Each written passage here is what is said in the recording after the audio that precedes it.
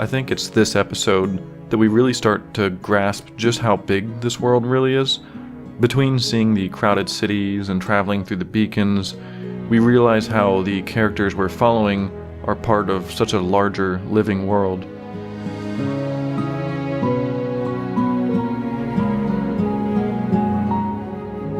Hey everyone, David here, director of Songs of War, bringing you the behind-the-scenes video for episode 4. We wanted to begin this episode with a bit of a kind of an illusionary sequence. So I had the dream scene, and we started with the castle kind of warped and twisted. That way it would untwist itself and kind of reveal the castle, which also helps show that it's a dream. That way people don't kind of feel they're cheated when suddenly she wakes up. Fun fact was that at the time of making the scene, we hadn't actually finished the design of the castle. Most of the outside was kind of blank, some of the upper layers were empty, but for this scene, because it was so dark, you couldn't really tell that it was incomplete. The fight sequence between Abigail and Zhao Kar was a bit tough, because Zhao Kar, he's leagues better of a fighter than Abigail, so how do you make a fight interesting when one character should clearly win? Skyfall was responsible for this fight, and when I talked to him about animating it, we kind of decided to go for a thing where Zhao Kar's not really fighting. He's more showing off. He's trying to intimidate her away, almost toying with her. There's not really a reason for him to kill Abigail or Mr. Finch. You know, he's just trying to get them out of his way. But at the same time, he's also just trying to like show off and have them stand down. So it was mostly a surprise to him then when at one point he goes for an attack and Abigail suddenly pulls off this kind of surprising last-second block. And there's this mood change that happens as the music shifts, and she slowly raises herself back up to his level to challenge him. But he's mostly just surprised, though, as in the end he once again gets the upper hand and wins the fight. His expertise with the knife was something very important to me from the start. You'll notice when most characters draw their weapons, they just pull it right out. But whenever he interacts with his blade, there's this extra little spin or twirl just added on top to give it that little feeling of just that particular skill with his weapon. In the fight itself, we used that as the kind of the way he was trying to show off to make Abigail back down. He was doing all the little hand twirls showing like, oh, look how good I am with this blade. You shouldn't fight me. Oh, and Zhao Kar's arm detaches in the final punch and flies across the scene into Abigail's face. We also meet Nika this episode.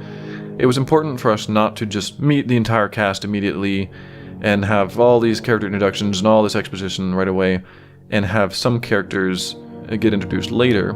So throughout this series, you'll be introduced to new and interesting characters regularly, Nika being one of them. And she serves as pretty much the perfect contrast to Lucan. They both have the same goal, and they're kind of in the same mission together. However, Nika is clearly driven by her own motivation, and Lucan, barely wants to even be involved. He's just kind of has to. But that's what makes their dynamic interesting throughout the series. We can finally talk more about the specifics of the world of Ardonia now. Building it was a huge undertaking, and you gotta thank the builders who volunteered so much time to build all these sets by hand. If you ever see the builders around, be sure to let them know how awesome their work is.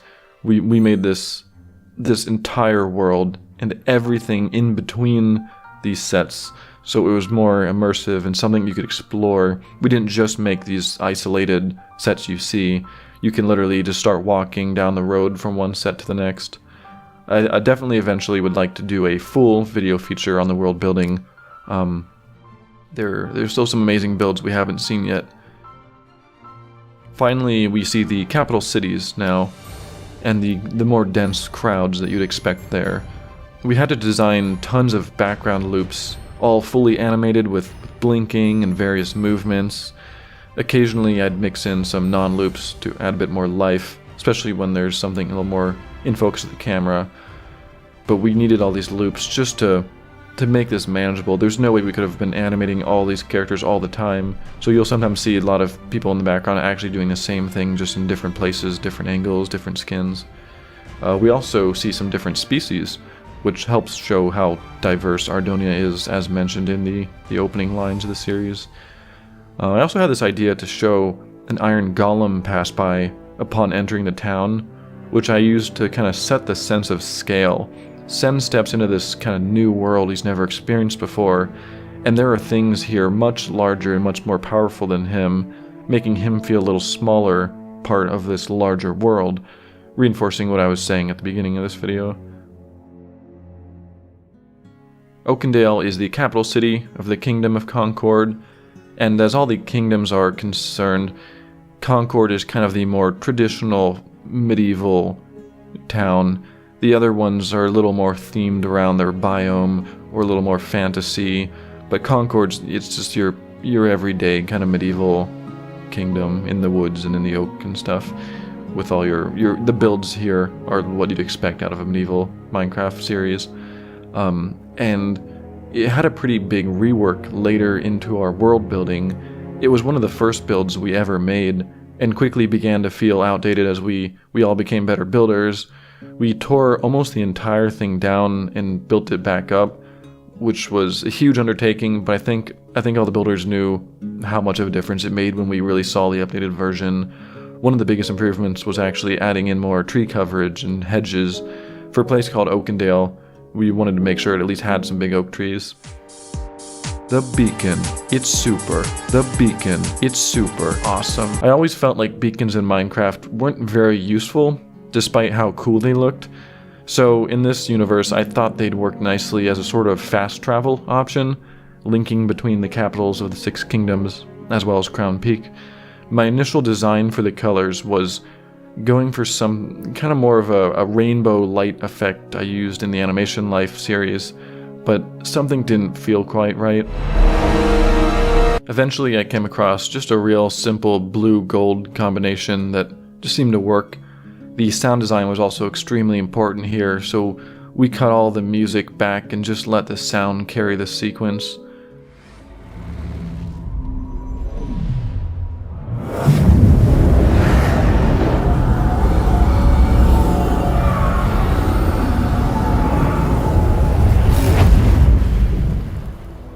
Then we get to Crown Peak. So this is kind of the capital city of the whole of Ardonia, as Thalius explains. It's not in any of the 6 kingdoms, so it's a bit more neutral. The design for this place all revolves around the throne which sits in the center. All the pathways are circular, with their center point directly on the throne, which goes back to when the kings used to rule from here, symbolizing everything revolving around them. From the top down, the city actually looks pretty cool, but it was extremely difficult to get some of these curved pathways to be symmetrical. Yeah, so 6 singles. Okay. Then it goes in one. And then, okay. Then a single. And a double. Wait, I'm sorry. I have to like, oh my god, why is my brain not able to let me think goes in one? Wait. Recording oh my again, god, by the way. my brain is dying. Ah. Help me. This city, just like Oakendale, also had a massive overhaul later on. All the buildings got remade. We added more trees, raised the wall height, and expanded the city out into the outskirts a lot better. I think some of the really old designs just had rectangular walls. Honestly, most of the builds we made for Songs of War eventually got a pretty big overhaul as we just became better builders. The flags and banners.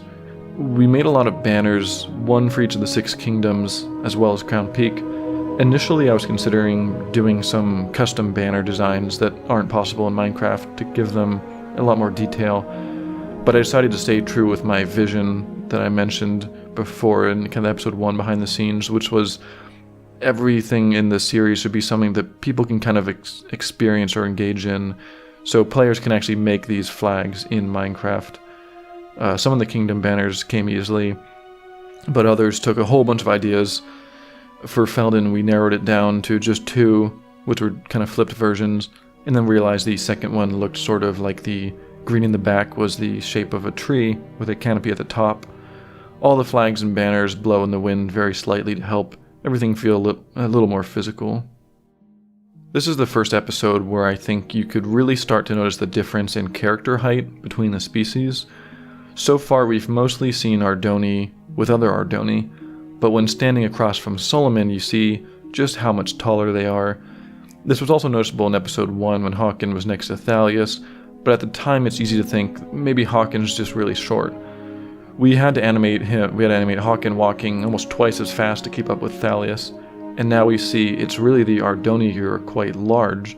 Even Sen, a younger Ardoni, is stooping to get in through the door, which also explains why Ardoni villages don't really have small and tight doorways. Ardoni aren't the only species with different height. In fact, almost every species occupies a unique head height level. I created this image early on to get a feel for how tall everyone would be. Humans occupied the default Minecraft head height. Ardoni were slightly larger. Felina males were a little larger, but females were slightly smaller. Grimm's a small boy. And Magnorites and Netharans are basically the largest. In addition to the actual character size difference, I also use camera trickery at times to make characters feel superior or less significant, such as outside of Stivian's place in episode 2. I sunk Sen into the ground a bit here to make the adults seem a little more overpowering. We meet another new character this episode, Solomon. Personally, I really love writing these kind of characters. He's a protagonist, yet he's extremely flawed in his personality and his lifestyle. We see a cake sitting out in his kitchen, which is definitely way past expiration date.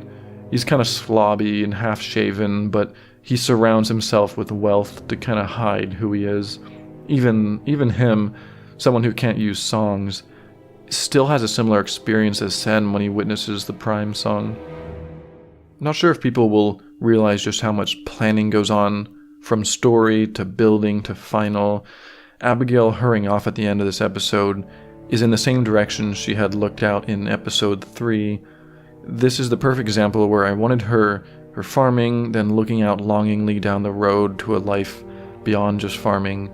Initially the farm was on her half of the house, but then I realized that she'd be looking down the road to the west, and I wanted it to be the same road that she'd later be traveling down as she leaves, so we actually moved the farm to the east side. At the end, she decides to go after the egg, despite Mr. Finch telling her otherwise. I always like when characters make these kind of decisions to act. They don't just sit by and let things happen. She doesn't let other people take care of it, and now Abigail and Sam have taken initiative to hunt down the egg and retrieve it before anyone else can. They set out on their adventure, just like the other story arcs, and everything is now fully in motion, which I think makes the future of the series all the more interesting. Thanks for watching this behind-the-scenes video. Also be sure to give the Songs of War soundtrack a listen. I'll have it up on screen now, as well as a link in the description of all episodes and behind the scenes. And with that, I'll see you next episode.